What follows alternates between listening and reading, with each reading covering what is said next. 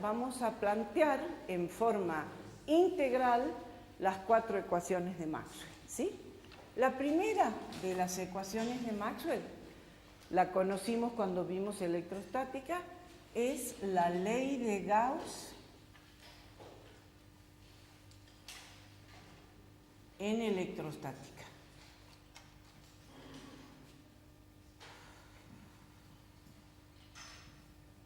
¿Recuerdan qué decía la ley de Gauss en electrostática?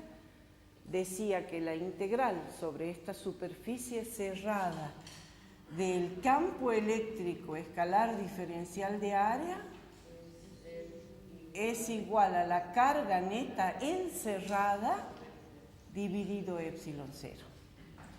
¿Sí? Esta ecuación nos permitía dos cosas. Por un lado, calcular el flujo eléctrico de diferentes configuraciones de carga, envolviendo las cargas con cualquier superficie. Y por otro lado, ¿qué nos permitía?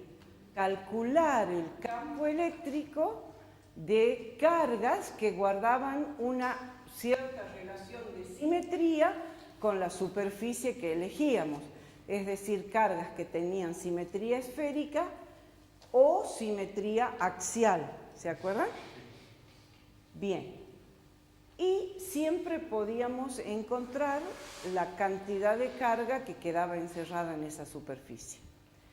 La segunda de las ecuaciones de Maxwell es la ley de Gauss en el magnetismo, que la estudiamos así someramente porque en aquel momento no nos interesaba cuánto valía el flujo magnético a través de una superficie cerrada.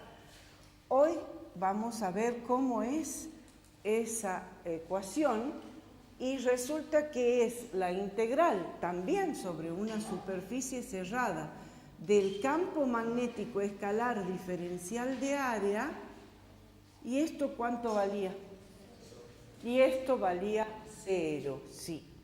Esta ley nos estaba expresando que cualquier superficie cerrada que encierre un campo magnético encierra siempre un polo norte y un polo sur.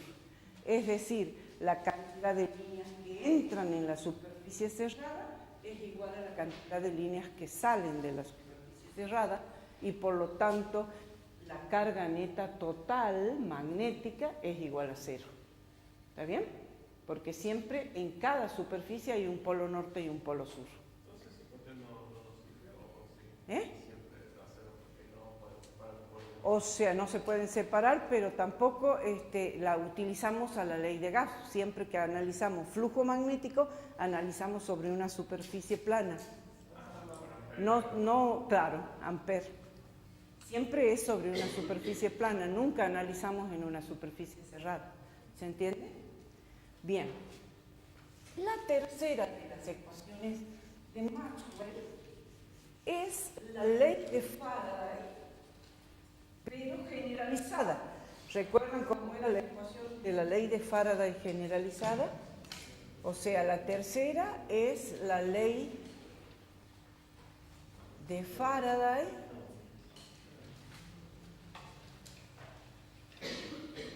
generalizada,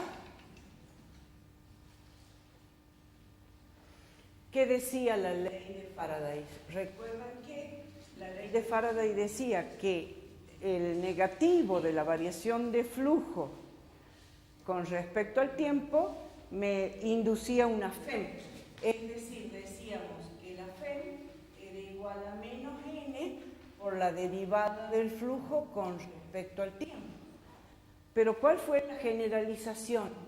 La generalización fue cuando dijimos la integral sobre una curva cerrada de E escalar diferencial de línea es igual también a la FEM, o decir a menos n por la derivada con respecto al tiempo del flujo magnético, ¿sí? Que no es otra cosa que el campo escalar diferencial de área.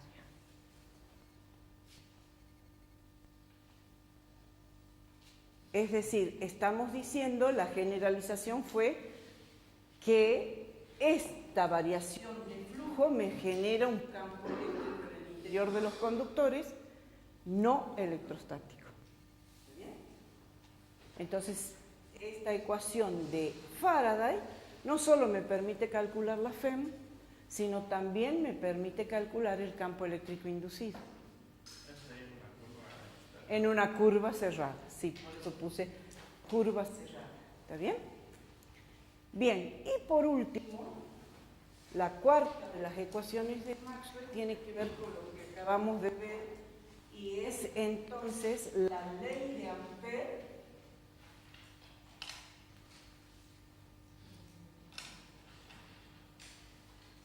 corregida, o si quieren decir completada con la corriente de desplazamiento.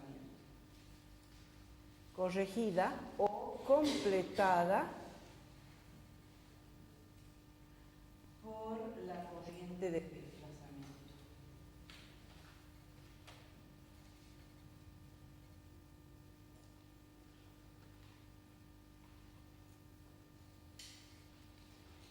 Y entonces esta ecuación es la integral sobre una curva cerrada de B escalar diferencial de línea es igual a mu sub 0 por la corriente de conducción más epsilon 0 por la derivada con respecto al tiempo del campo eléctrico escalar, perdón, sería de la integral del campo eléctrico escalar diferencial de área, ¿sí?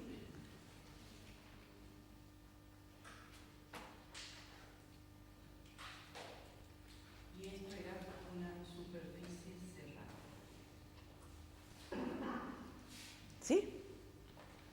Bien, esas son las 4 ecuaciones, acá vamos a borrar.